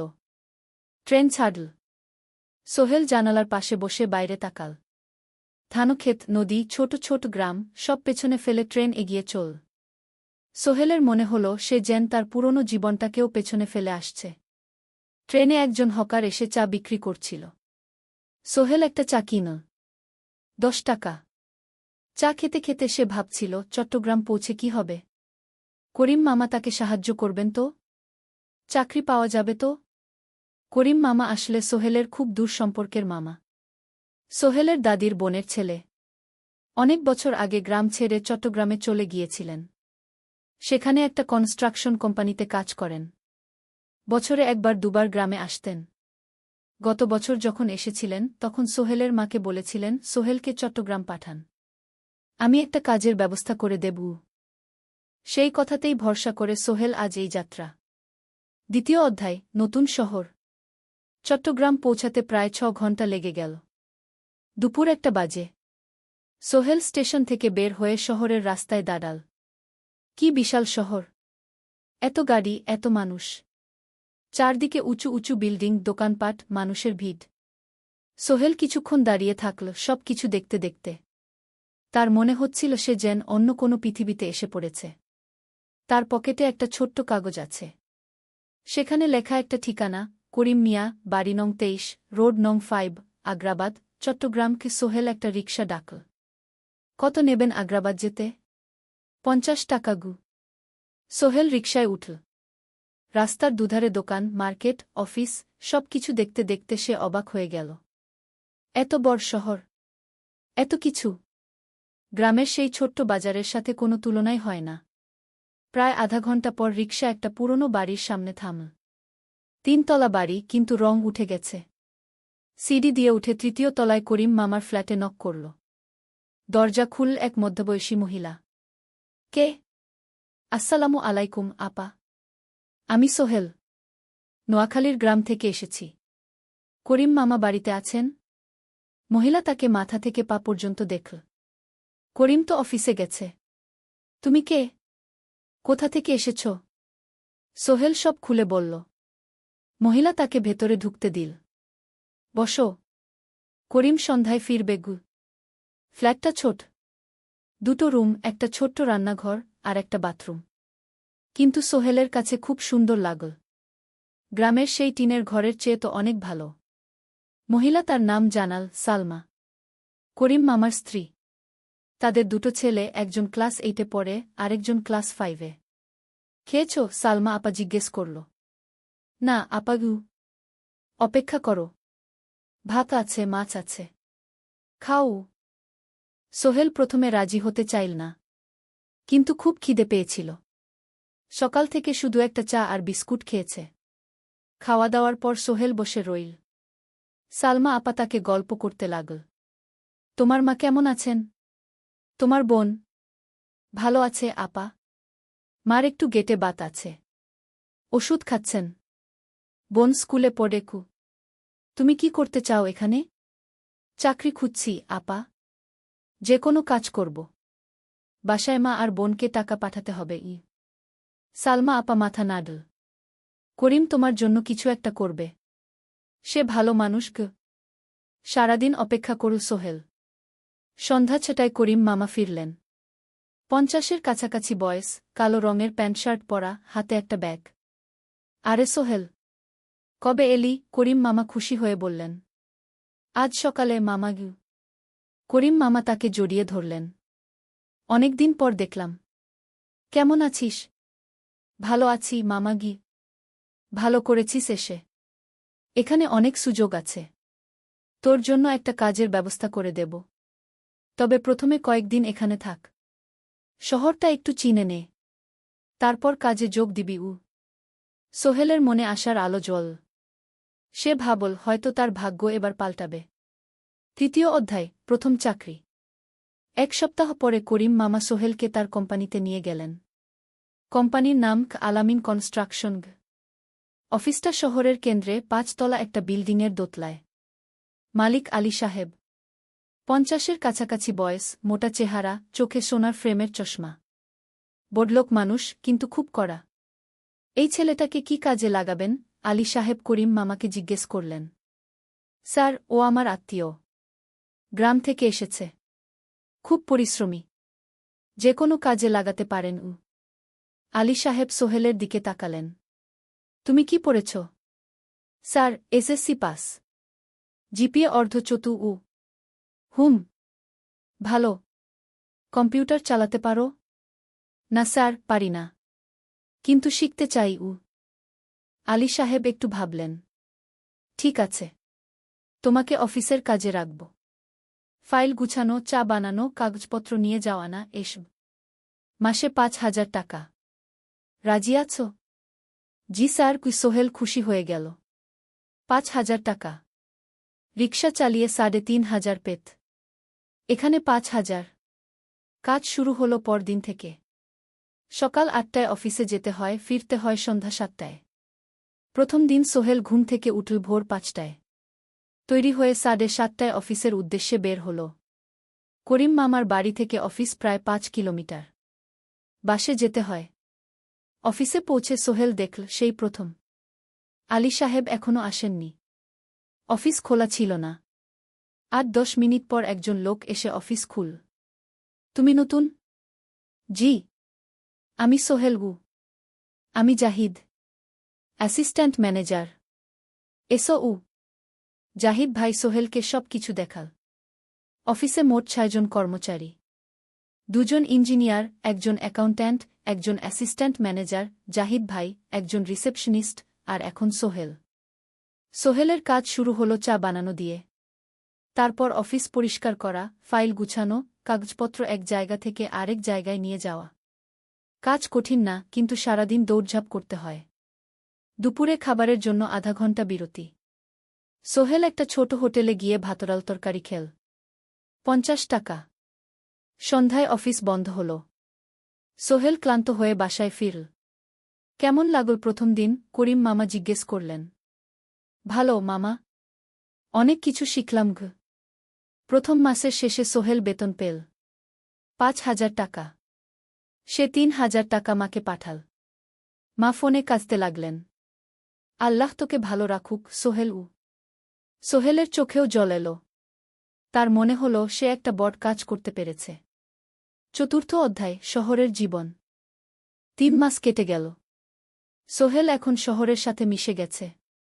প্রতিদিন অফিসে যাওয়া আসার পথে সে দেখে হাজারো মানুষের জীবন। কেউ সফল, কেউ ব্যর্থ। কিন্তু সবাই চলছে নিজের পথে। সোহেল অফিসের কাজের পাশাপাশি কম্পিউটার শেখার চেষ্টা করছে। অফিসে একটা কম্পিউটার আছে। যখন কেউ ব্যবহার করে না, তখন সোহেল একটু একটু শিখার চেষ্টা করে। জাহিদ ভাই তাকে সাহায্য করেন। সোহেল, তুমি যদি কম্পিউটার ভালোভাবে শিখতে পারো, তাহলে তোমার ভবিষ্যৎ উজ্জ্বল। জাহিদ ভাই একদিন বললেন। কিভাবে শিখব ভাই? ট্রেনিং সেন্টারে যাও। সন্ধ্যায় ক্লাস আছে। মাসে ২,০০০ টাকা লাগবে গে। সোহেল ভাবল। ২,০০০ টাকা অনেক। কিন্তু এটা বিনিয়োগ। ভবিষ্যতের জন্য। সে একটা ট্রেনিং সেন্টারে ভর্তি হল। সপ্তাহে ৩ দিন, সন্ধ্যা ৭:৩০ থেকে রাত ৯টা পর্যন্ত ক্লাস। কম্পিউটারের basic, MS Word, Excel, PowerPoint, internet ব্যবহার। একদিন অফিস থেকে ফেরার সময় সোহেল একটা দোকানে চা খেতে গেল। দোকানের পাশেই একটা ছোট্ট মুদি দোকান। সেখানে একটা মেয়ে বসে আছে। বয়স হবে ২০-এর কাছাকাছি। সাদাসিধে চেহারা, সাদা শাড়ি পরা, কিন্তু চোখে এক ধরনের দৃঢ়তা। ভাইজা, ১ প্যাকেট বিস্কুট দেন কি? সোহেল বলল। মেয়েটা বিস্কুট দিল। ২০ টাকা। সোহেল টাকা দিয়ে যাচ্ছিল, হঠাৎ মেয়েটা বলল, আপনি নতুন এসেছেন এই এলাকায়, তাই না? হ্যাঁ। ৩ মাস হল। কিভাবে বুঝলেন? আপনার চেহারা দেখেই বোঝা যায়। এখনও গ্রামের ছোঁয়া আছে। আর আপনি প্রতিদিন এই পথ দিয়ে যান। দেখেছি কি? মেয়েটা হাসল। সোহেলও হেসে ফেলল। আপনি খুব পর্যবেক্ষক মনে হচ্ছে গি। জীবনে অনেক কিছু দেখেছি, তাই মানুষকে চিনতে শিখেছি। আপনার নাম? মিনা। এই দোকান আমার বাবার। উনি অসুস্থ, তাই আমি দেখছি। সেদিন থেকে সোহেল প্রায়ই সেই দোকানে যেতে শুরু করল। মিনার সাথে গল্প করত। ধীরে ধীরে তাদের মধ্যে একটা বন্ধুত্ব তৈরি হল। মিনাও তার জীবনের গল্প বলল। মিনার মা মারা গেছেন যখন সে মাত্র 7 বছরের। বাবা আব্দুল হামিদ একা হাতে মিনাকে বড় করেছেন। মুদি দোকান দিয়ে সংসার চালান। মিনা কলেজে পড়ে, অনার্স সেকেন্ড ইয়ার। সকালে কলেজে যায়, দুপুরে ফিরে এসে দোকান সামলায়। বাবার হার্টের সমস্যা আছে, তাই ভারী কাজ করতে পারেন না। তোমার স্বপ্ন কি? একদিন সোহেল জিজ্ঞেস করল। গ্র্যাজুয়েশন শেষ করে একটা ভালো চাকরি করব। তারপর বাবাকে ভালো চিকিৎসা করাব। তুমি? আমিও চাকরি করে পরিবারকে ভালোভাবে দেখভাল করতে চাই। মা আর বোনকে নিয়ে শহরে আনব একদিন। দুজনেই নিজেদের স্বপ্নের কথা বলতে গিয়ে বুঝল তাদের স্বপ্ন অনেকটা একই রকম। ৫ম অধ্যায়, বিপদ। ৬ মাস কেটে গেল। সোহেল এখন আলী সাহেবের খুব প্রিয় কর্মচারী। সে শুধু চা বিস্কুট দেওয়ার কাজই করে না, এখন কম্পিউটারেও কিছু কাজ শিখেছে। ছোটখাটো টাইপিং, ডেটা এন্ট্রি এসব করতে পারে। আলী সাহেব খুশি হয়ে তার বেতন বাড়িয়ে ৮,০০০ টাকা করে দিয়েছেন। একদিন রাতে সোহেল অফিস থেকে ফিরছিল। সেদিন একটু দেরি হয়ে গেছে। রাত প্রায় ৯টা। সাধারণত সোহেল সন্ধ্যা ৭:৩০টায় ফিরে। কিন্তু সেদিন অফিসে একটা জরুরি কাজ ছিল। বাস থেকে নেমে সোহেল বাড়ির দিকে হাঁটছিল।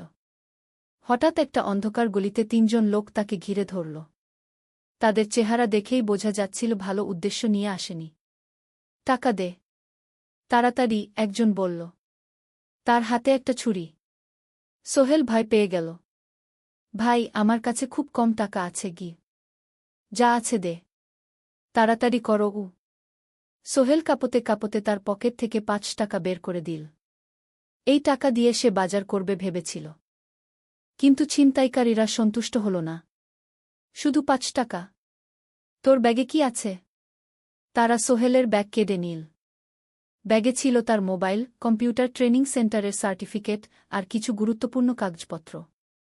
না ভাই, ব্যাগটা ফেরত দেন। ওতে আমার জরুরি জিনিস আছে। মোবাইল নিয়ে নেন, কিন্তু ব্যাগটা দেন। কিন্তু ওরা শুনল না। একজন সোহেলকে জোরে ধাক্কা দিল। সোহেল পড়ে গেল। মাথা রাস্তার কংক্রিটে ধাক্কা লেগে গেল। রক্ত বের হল। ৩ জন দৌড়ে পালিয়ে গেল। কিছুক্ষণ সোহেল অজ্ঞান হয়ে পড়ে রইল। তারপর ধীরে ধীরে জ্ঞান ফিরল। মাথায় প্রচণ্ড ব্যথা। সে উঠে দাঁড়ানোর চেষ্টা করল, কিন্তু মাথা ঘুরছিল। কোনোমতে একটা দেয়াল ধরে দাঁড়াল। একজন পথচারী তাকে দেখে থামল। কি হয়েছে ভাই? ছিনতাই হয়েছে। এসো, আমি তোমাকে হাসপাতালে নিয়ে যাই। কিন্তু সোহেল রাজি হল না। না, ঠিক আছি, বাড়ি যেতে পারব। সে কোনোমতে করিম মামার বাড়িতে পৌঁছাল।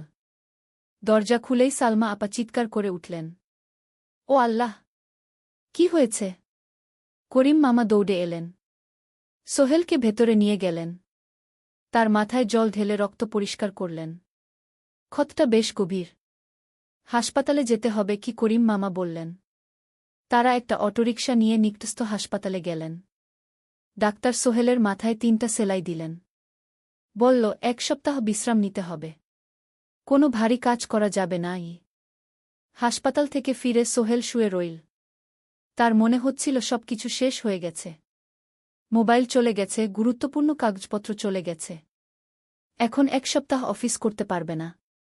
পরদিন সকালে করিম মামা আলী সাহেবকে ফোন করে সব জানালেন। আলী সাহেব বললেন, ঠিক আছে, সোহেল ভালো হয়ে এলে আসবে, চিন্তার কিছু নেই। মিনা যখন এই খবর শুনল, সে সন্ধ্যায় সোহেলকে দেখতে এল করিম মামার বাড়িতে। সাথে এনেছিল কিছু ফল। কি হয়েছিল? মিনা চিন্তিত গলায় জিজ্ঞেস করল। সোহেল সব বলল। মিনা রেগে গেল। এই শহরে এখন অনেক অপরাধ বেড়ে গেছে। পুলিশ কিছু করে না। তুমি পুলিশে রিপোর্ট করেছ? না, লাভ নেই। তবুও করা উচিত। তোমার মোবাইলটা হয়তো খুঁজে পাওয়া যাবে। করিম মামা সোহেলকে নিয়ে পুলিশ স্টেশনে গেলেন। জেনারেল ডায়েরি করলেন। কিন্তু পুলিশ খুব একটা আশা দিল না। দেখি কিছু করা যায় কিনা গু। সোহেল বুঝল মোবাইল আর ফিরবে না। সেই এক সপ্তাহ সোহেলের জীবনের সবচেয়ে কঠিন সময় ছিল। সে শুধু শারীরিকভাবেই ক্ষতিগ্রস্ত হয়নি, মানসিকভাবেও ভেঙে পড়েছিল। প্রতিরাতে দুঃস্বপ্ন দেখত। সেই ৩ জন ছিনতাইকারীর মুখ ভুলতে পারছিল না। মিনা প্রায় প্রতিদিন আসত। তাকে সাহস দিত। তুমি হাল ছেড়ো না সোহেল। জীবনে এরকম খারাপ সময় আসে। কিন্তু এটা কাটিয়ে ওঠাই হলো আসল বীরত্ব। সোহেলের মা গ্রাম থেকে ফোন করতেন। করিম মামার মোবাইল থেকে। তুই ভালো আছিস তো? সোহেল মাকে সব সত্যি বলেনি। শুধু বলেছে, হ্যাঁ মা, ভালো আছি। একটু জ্বর হয়েছিল।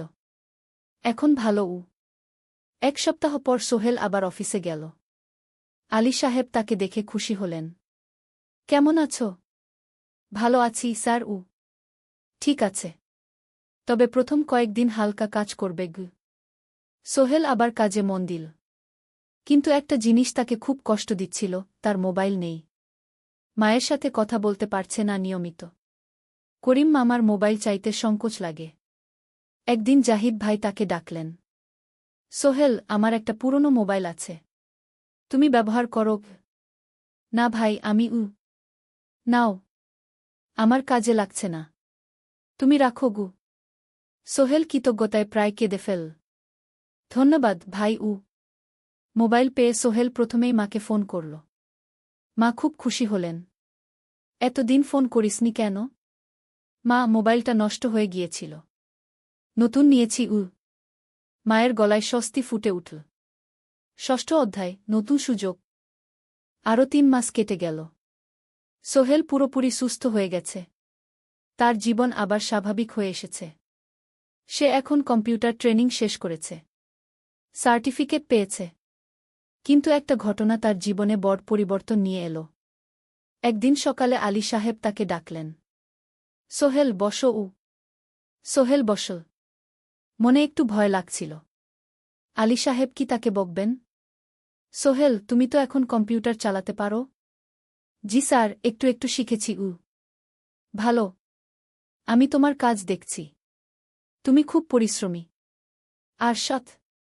আমাদের কোম্পানিতে এরকম মানুষের দরকার গু। সোহেল কিছু বুঝতে পারছিল না। আমি তোমাকে একটা সুযোগ দিতে চাই। আমাদের কোম্পানি একটা ট্রেনিং প্রোগ্রাম চালু করছে নতুন কর্মচারীদের জন্য। ৬ মাসের কোর্স। কম্পিউটার অ্যাকাউন্টিং, ভবন নির্মাণের হিসাব নিকাশ, প্রজেক্ট ম্যানেজমেন্ট সব শিখবে। কোম্পানি সব খরচ দেবে। ট্রেনিংয়ের সময় তোমার বেতনও চলবে। রাজি আছো? সোহেল বিশ্বাস করতে পারছিল না। স্যার, সত্যি? আমাকে এত বড় সুযোগ দিচ্ছেন? হ্যাঁ। তুমি ভালো ছেলে, পরিশ্রমী। আমি তোমাকে এগিয়ে দিতে চাই। ভবিষ্যতে তুমি এই কোম্পানির একজন গুরুত্বপূর্ণ কর্মচারী হবে। সোহেল কৃতজ্ঞতায় প্রায় কেঁদে ফেল। ধন্যবাদ স্যার। আমি কঠোর পরিশ্রম করব। আমি জানি। সেদিন সন্ধ্যায় সোহেল মিনার দোকানে গেল। মিনাকে খবরটা দিল। মিনা খুব খুশি হল। তার চোখে জল এসে গেল। তুমি পারবে সোহেল। আমি জানি। সোহেল তার মা আর বোনকেও ফোন করে খবরটা দিল। মা কাঁদতে লাগলেন। তোর বাবা বেঁচে থাকলে কত খুশি হতো। ট্রেনিং শুরু হলো পরের মাস থেকে। প্রতিদিন সকালে ৩ ঘন্টা ক্লাস, তারপর বাকি সময় অফিসের কাজ। ক্লাসে ৫ জন নতুন কর্মচারী। সবাই তরুণ, উৎসাহী। শিক্ষক ছিলেন একজন অভিজ্ঞ ইঞ্জিনিয়ার। নাম রহিম স্যার। তিনি খুব ভালোভাবে সব কিছু বুঝাতেন।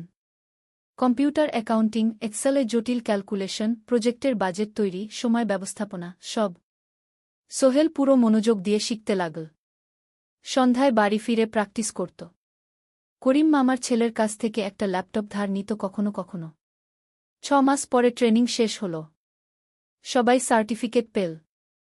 আলী সাহেব একটা অনুষ্ঠান করলেন। সোহেল সেরা পারফর্মার হিসেবে একটা বিশেষ পুরস্কার পেল, ৫,০০০ টাকা বোনাস। আলী সাহেব ঘোষণা করলেন, সোহেল, আজ থেকে তুমি আমাদের জুনিয়র অ্যাকাউন্ট অ্যাসিস্ট্যান্ট। তোমার বেতন ১৫,০০০ টাকা। সোহেল অবাক হয়ে গেল। ৮,০০০ থেকে ১৫,০০০, প্রায় দ্বিগুণ। সেদিন রাতে সোহেল ঘুমাতেই পারল না। খুশিতে উত্তেজনায় তার চোখে ঘুম নেই। সে ভাবল তার জীবন কিভাবে বদলে যাচ্ছে। 2 বছর আগে যে রিকশা চালাত, আজ সে একটা নামকরা কোম্পানির অ্যাকাউন্ট অ্যাসিস্ট্যান্ট। 7ম অধ্যায়, প্রেম ও প্রস্তাব। 1.5 বছর হয়ে গেল সোহেলের চট্টগ্রাম আসার। সে এখন একজন সফল যুবক। তার মা গ্রামে খুব খুশি। প্রতি মাসে সোহেল 10,000 টাকা পাঠায়। ছোট বোন ঋতু এখন কলেজে ভর্তি হয়েছে সোহেলের পাঠানো টাকায়। মায়ের চিকিৎসাও ভালোভাবে হচ্ছে। মিনার সাথে সোহেলের সম্পর্ক এখন আর শুধু বন্ধুত্ব নয়। দুজন দুজনকে ভালোবাসে। কিন্তু কেউ কাউকে সরাসরি বলার সাহস পায়নি। প্রতিদিন দেখা হয়, গল্প হয়, কিন্তু সেই একটা কথা বলা হয়ে ওঠে না। একদিন শুক্রবার ছুটির দিন। সোহেল মিনাকে বলল, আজ কি একটু ঘুরতে যাবে? কোথায়? পতেঙ্গা বিচ। তুমি কি কখনো গেছ? না। কিন্তু আমার দোকান গ। শুক্রবার। তোমার বাবা সামলাবে গ। মিনা রাজি হয়ে গেল। দুপুরে দুজনে বাস নিয়ে পতেঙ্গা গেল। সমুদ্র দেখে মিনা অবাক হয়ে গেল। কি সুন্দর! দুজনে বালিতে বসল। ঢেউয়ের শব্দ শুনতে শুনতে গল্প করছিল। হঠাৎ সোহেল বলল, মিনা, তোমার সাথে কিছু বলার ছিল। বলো। সোহেল একটা লম্বা শ্বাস নিল। তুমি জানো আমি তোমাকে ভালোবাসি। মিনা হাসল। তার চোখ ভিজে গেল। জানি। আমিও তোমাকে ভালোবাসি সোহেল। সোহেল অবাক হয়ে গেল। সত্যি? হ্যাঁ। অনেকদিন ধরেই জানি। তুমি আমার জীবনে এসে সব কিছু বদলে দিয়েছ। তোমার সাথে থাকলে আমার মনে হয় আমি যে কোনো কিছু করতে পারব। দুজনে কিছুক্ষণ চুপ করে বসে রইল। সমুদ্রের ঢেউ এসে পায়ে লাগছিল। সূর্য পশ্চিমে ঢলে পড়ছে। আকাশ লালকুমলা হয়ে গেছে। কিন্তু আমার বাবার সাথে কথা বলতে হবে কি? মিনা বলল। আমি তৈরি। যখন বলবে তখন বলব। পরের সপ্তাহে সোহেল মিনার বাবার সাথে কথা বলল। আব্দুল হামিদ সাহেব প্রথমে একটু দ্বিধা করলেন। তুমি কোনো পরিবারের ছেলে? তোমার বাবা কি করতেন? সোহেল সব সত্যি বলল। তার বাবা ছিলেন স্কুল শিক্ষক। মারা গেছেন 10 বছর আগে। মা গ্রামে থাকেন। ছোট বোন কলেজে পড়ে। তুমি নিজে কি করো? আমি আলামিন কনস্ট্রাকশন কোম্পানিতে জুনিয়র অ্যাকাউন্ট অ্যাসিস্ট্যান্ট। মাসে 15,000 টাকা বেতন। আব্দুল হামিদ সাহেব ভাবলেন। তারপর বললেন, দেখো, মিনা আমার একমাত্র সন্তান। তার মা নেই। আমি একা তাকে বড় করেছি। আমি চাই মিনা একজন ভালো ছেলের সাথে বিয়ে হোক। তুমি দেখতে ভালো ছেলে মনে হচ্ছে। কিন্তু আমাকে তোমার মায়ের সাথে দেখা করতে হবে। তোমার পরিবারকে জানতে হবে। জি আঙ্কেল। আমি ব্যবস্থা করছি। সোহেল খুশিতে আটখানা। সে সেদিন রাতেই তার মাকে ফোন করল। মাকে সব বলল। মা প্রথমে অবাক হলেন। তারপর খুশি হলেন। মিনা মেয়েটা কেমন? খুব ভালো মা। তুমি দেখলে পছন্দ করবে। ঠিক আছে। আমি আর ঋতু আসছি চট্টগ্রাম। 2 সপ্তাহ পর সোহেলের মা আর বোন চট্টগ্রাম এল। সোহেল তাদের নিয়ে মিনার বাড়িতে গেল। 2 পরিবার একসাথে বসল। মিনার বাবা সোহেলের মাকে দেখে খুশি হলেন। সোহেলের মা সহজ সরল ভদ্রমহিলা। আপনার ছেলে খুব ভালো। মিনা তাকে পছন্দ করে। আমিও রাজি। আব্দুল হামিদ সাহেব বললেন। আমার সোহেল সৎ ছেলে। মিনাকে খুব ভালোবাসে। আমি জানি ও মিনাকে সুখে রাখবে। কি? সোহেলের মা বললেন। বিয়ের তারিখ ঠিক হল 3 মাস পর। এই 3 মাসে সোহেল যথেষ্ট টাকা জমাবে। বিয়ে হবে সাদামাটা কিন্তু সুন্দর। 8ম অধ্যায়, নতুন পথ। 3 মাস কেটে গেল দ্রুত।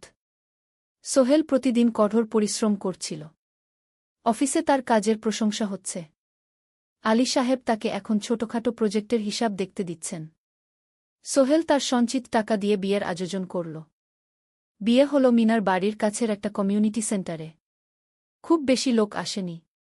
2 পরিবারের আত্মীয় স্বজন আর অফিসের কয়েকজন সহকর্মী। কিন্তু অনুষ্ঠান ছিল খুব সুন্দর। সোহেল যখন মিনাকে বিয়ের পোশাকে দেখল, তার মনে হল পৃথিবীর সবচেয়ে সুন্দর মেয়ে সে। লাল শাড়ি পরা, মুখে হালকা মেকআপ, কিন্তু তার স্বাভাবিক সৌন্দর্য ছিল আসল। বিয়ের পর সোহেল একটা ছোট্ট ফ্ল্যাট ভাড়া নিল। 2 রুমের ফ্ল্যাট, মাসে ভাড়া 5,000 টাকা। মিনা এখনও তার পড়াশোনা চালিয়ে যাচ্ছে। আরও 1 বছর বাকি গ্র্যাজুয়েশন শেষ হতে। সোহেলের মা আর বোন গ্রামে ফিরে গেল। মা বলে গেলেন, সোহেল, মিনাকে ভালো রাখিস। মেয়েরা অনেক ত্যাগ করে সংসার করতে গু। জানি মা গু। নতুন জীবন শুরু হল। সোহেল সকালে অফিসে যায়, সন্ধ্যায় ফেরে। মিনা সকালে কলেজে যায়, দুপুরে ফিরে রান্না করে, ঘর গোছায়। সন্ধ্যায় দুজনে একসাথে বসে পড়াশোনা করে, গল্প করে, টিভি দেখে। জীবন সুন্দর ছিল। কিন্তু চ্যালেঞ্জও ছিল।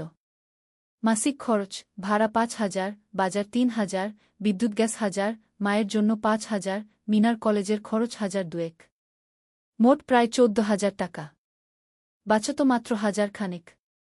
কিন্তু সোহেল হাল ছাড়ল না। সে সন্ধ্যায় একটা কম্পিউটার ট্রেনিং সেন্টারে পার্ট টাইম পড়ানো শুরু করল। সপ্তাহে 3 দিন 2 ঘন্টা করে। এতে মাসে আরও 3,000 টাকা আসতে লাগল। মিনাও বসে থাকল না। সে বাড়িতে বসে কয়েকজন স্কুলের ছাত্রছাত্রীকে টিউশন পড়াতে শুরু করল। মাসে 2,000 টাকা আয়। এভাবে কেটে গেল 6 মাস। দুজন মিলে পরিবার চালাচ্ছে, স্বপ্ন দেখছে। একদিন সোহেল বলল, মিনা, আমি একটা নতুন স্বপ্ন দেখছি গু। কি? আমি নিজে একটা ছোট্ট কনস্ট্রাকশন কোম্পানি খুলতে চাই। ছোট ছোট প্রজেক্ট নেব। বাড়ি মেরামত, ছোট বিল্ডিং বানানো, এসব। তোমার কি যথেষ্ট অভিজ্ঞতা আছে? আছে।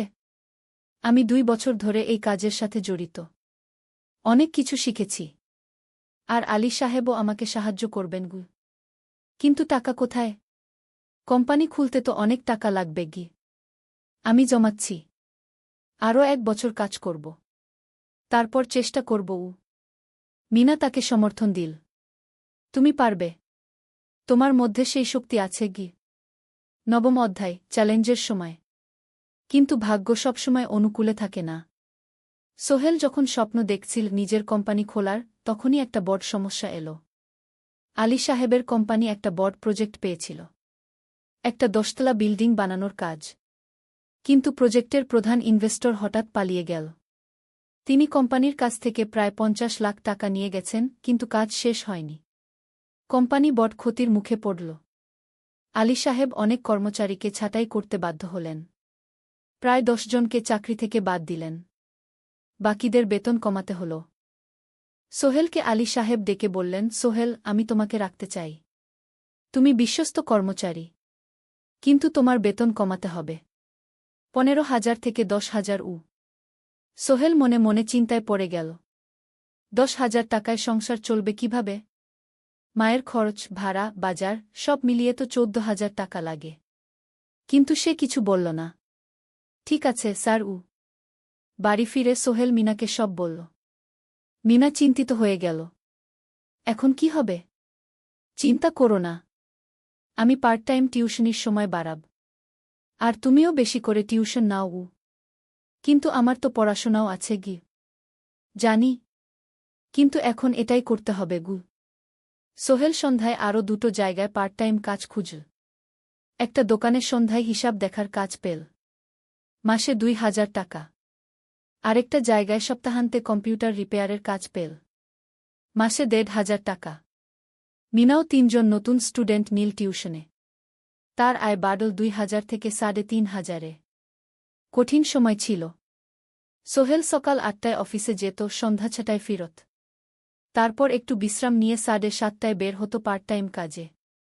রাত 10টায় বাড়ি ফিরত। রবি সোমবার কম্পিউটার রিপেয়ারের কাজ।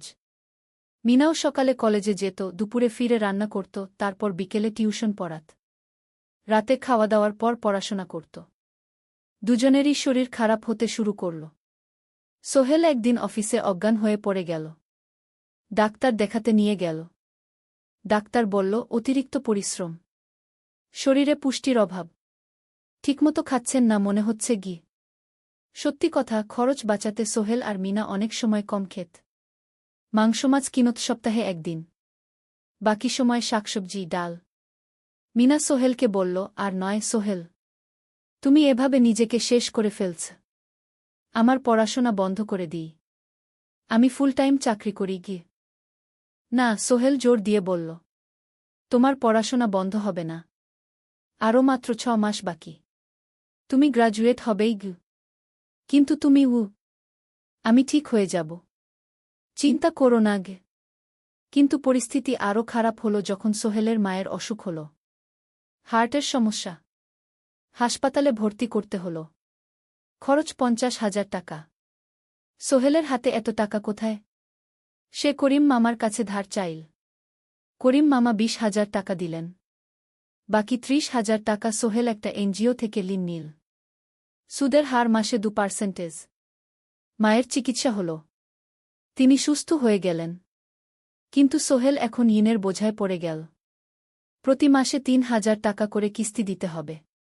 সেই রাতে সোহেল আর মিনা বিছানায় শুয়ে কথা বলছিল। সোহেল বলল, মিনা, আমি মনে হয় ভুল করেছি।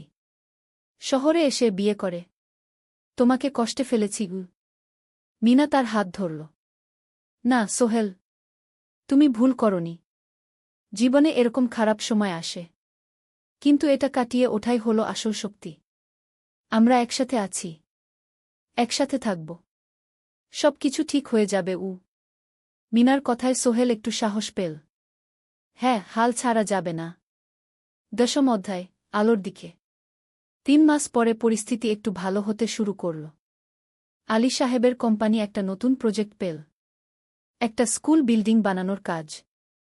কোম্পানি আবার স্থিতিশীল হতে শুরু করল। আলী সাহেব সোহেলকে ডেকে বললেন, সোহেল, আমি তোমার কঠোর পরিশ্রম দেখেছি। খারাপ সময়েও তুমি কোম্পানি ছেড়ে যাওনি। আমি কৃতজ্ঞ। আজ থেকে তোমার বেতন আবার 15,000 টাকা গু। সোহেল খুশি হয়ে গেল।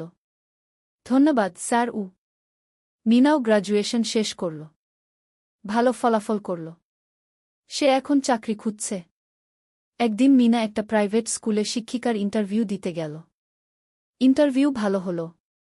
তাকে নিযোগ দেওয়া হল। বেতন 12,000 টাকা। সেদিন সন্ধ্যায় দুজনে মিলে একটা ছোট্ট পার্টি করল। একটা বিরিয়ানি কিনল, কোমল পানীয় কিনল। দুজনে মিলে খেল। আমরা পেরেছি সোহেল, মিনা বলল। হ্যাঁ, আমরা পেরেছি গু। এখন দুজনের মিলিয়ে আয় 27,000 টাকা। খরচ চালানোর পর প্রায় 10,000 টাকা বাঁচে। সোহেল এই টাকা দিয়ে লোন শোধ করতে শুরু করল। পার্ট টাইম কাজগুলো ছেড়ে দিল। শরীরের যত্ন নেওয়া শুরু করল।